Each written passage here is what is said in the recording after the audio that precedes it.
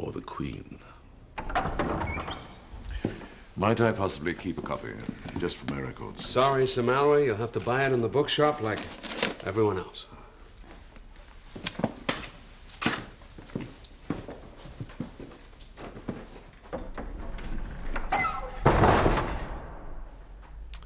Where are you going to print? This is what I call a cigar, rolled on the thigh of a Cuban virgin. Oh, the joy of youth. You're not thinking of printing in Cuba? I can tell you one place we're not going to print. This island. The printers have their noses up the royal ash. The next problem is getting it in the shops before they sue us. We need to get it serialized in a newspaper with clout. Nothing too tacky. What if the Queen does decide to sue us? She probably won't. What if she does? Then we lose our jobs, reputations, and houses. You've got to remember one thing. We were buggered by the Hitler diaries. Can you give me any guarantee I won't be buggered by this? Yeah, I've affidavits from my friends. I have photographs in the family album, private letters. All of which could be forged. No, they couldn't. Of course they could. Get me some real proof and I'll say yes. Until then, sorry.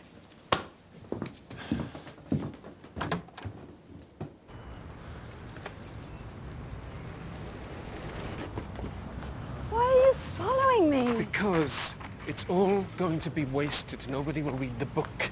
Her cry will go unheard unless you can help. Why me? Because everybody knows you're her friend. If you say so, it comes from her. Haven't I done enough? Why can't you do this for yourself? Because I can walk along the corridors of power, but I cannot open the doors. You can.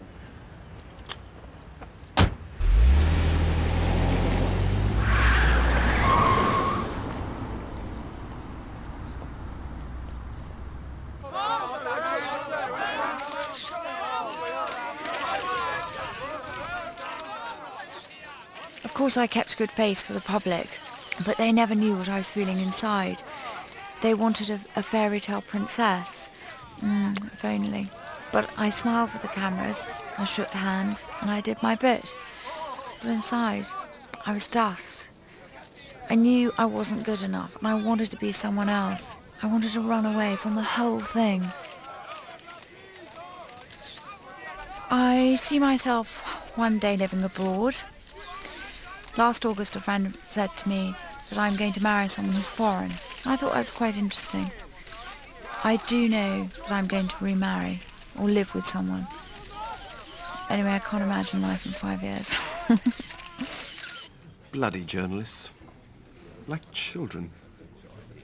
She can make them do anything. Do I detect a grudging note of admiration? Certainly not. Well, no more than I would voice my admiration for Goebbels. Now, what of Morton? Oh, you don't have to worry about him. We have the situation under control. To him, if you think being Prime Minister is like playing cricket, prepare yourself for a very short innings. A friend of mine has written a book I think you might quite like. Oh, I always trust your literary judgment. What's it about? The Secret Life of a Princess. Oh, that book. He doesn't seem the type to be a friend of yours. He is. Though he tells me you don't always believe his work. He tells some unbelievable stories.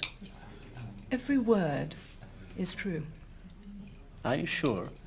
Oh, yes. You have another friend who might be interested in this book. Has she had a chance to read it? As a matter of fact, she has. And she liked it very much. Oh, dear.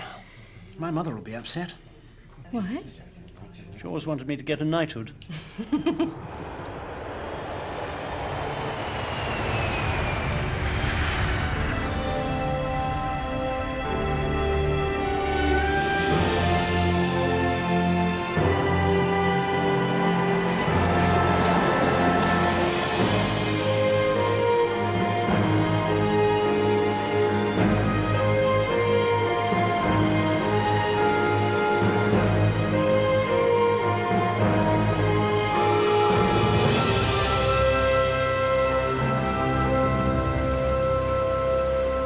odious exhibition of journalists dabbling their fingers in the stuff of other people's souls in a manner which adds nothing to the legitimate public interest in the situation of the heir to the throne. Buckingham Palace today issued a statement on behalf of Princess Diana denying the fact that she had cooperated in any way with the tabloid journalist Andrew Morton.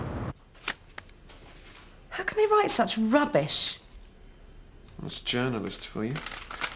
They know you. They know none of this is true. The palace is putting pressure on them. They have to push the party line. Who can that be?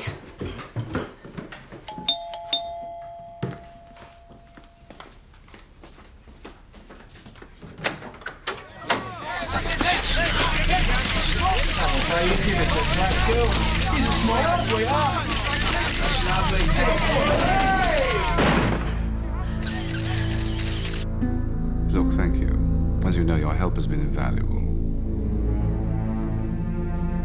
Oh, yes, of course, you needn't worry about that. Not a single bookshop in Britain will touch this book.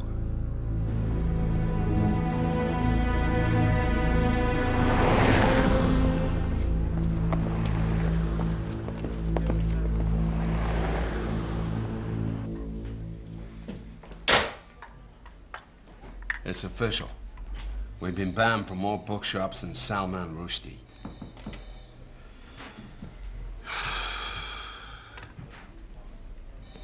Let's look at the evidence. Now, we're dealing here with a book by somebody called Andrew Morton, whose only credentials is that he was a royal reporter.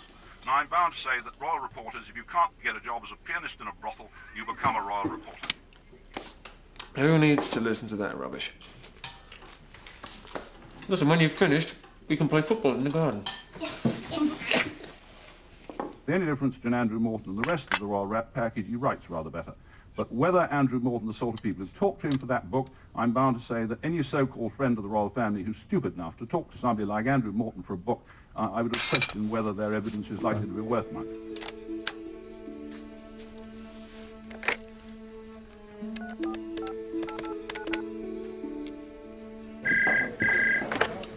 Yeah, hold on a minute. Steve? It's one of your birds. Hello? Hello. Am I speaking to Steve Jordan? Yeah? Who's this? Go to Claire Bentley's house. Be there precisely at 3 o'clock. Who is this?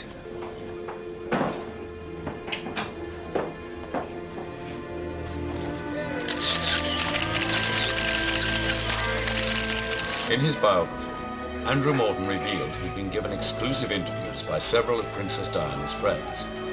These friends have been sharply criticised by the press and give her a kiss, give her a kiss, give her a kiss. However, today, these critics were answered by Princess Diana. She visited one of the friends who's quoted most often in the book and gave a public display of her support.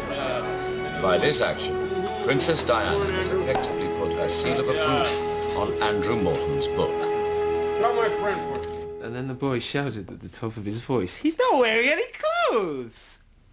And the crowd, they did. They stared at him in amazement. They were shocked. They couldn't believe what he was saying, but it just made the boy shout even louder, "He's not wearing any clothes! He's not wearing any clothes!"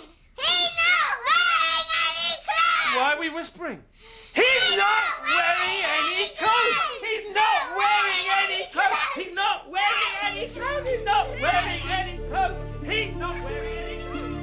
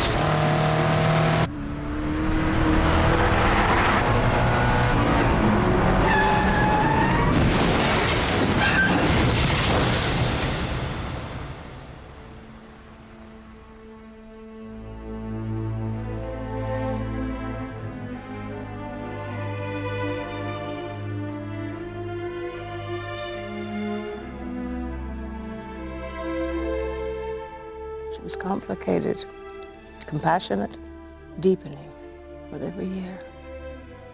Who knows what she could have been? We will miss her so much.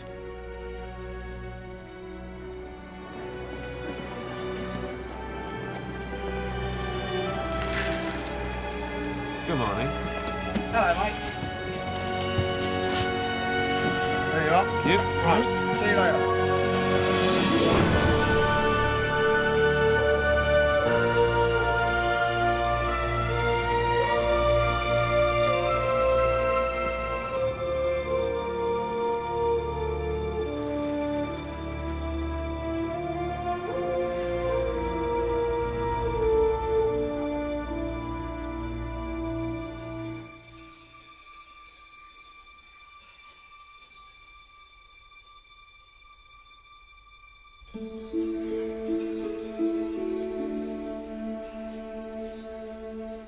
I always felt so different. I felt I was in the wrong shell. I knew my life was going to be a winding road.